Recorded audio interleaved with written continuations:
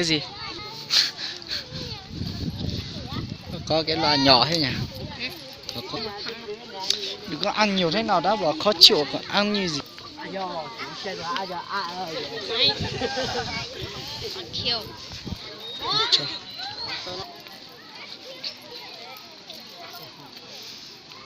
Anh ăn củ quài rồi. Tay của nó sơi rồi, cho nó sơi.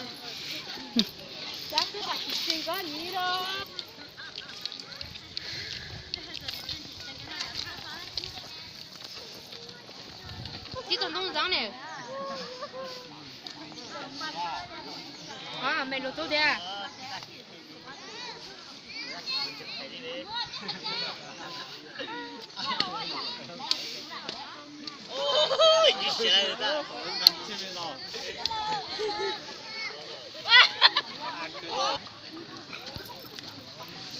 Anh Làm dân này à? Làm dân này. đó là Con đi tuổi là à? anh là Yeah, có tìm vào mắt trái là không bóng của người tao mà phải cầm cái tao. Gì đấy? Nhớ cùng tông này á? Lên sáng.